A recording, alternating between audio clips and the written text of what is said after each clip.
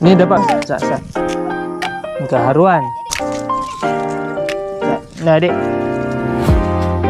Wah. Ha?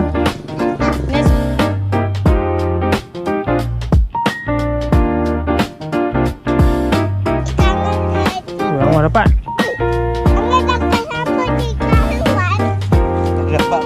Dua ekor dia dapat ni. Kali tak kan? Baba, sama abang nak mengelau. Ya. Tu macam mata dia sebelah Cacat dari kecil.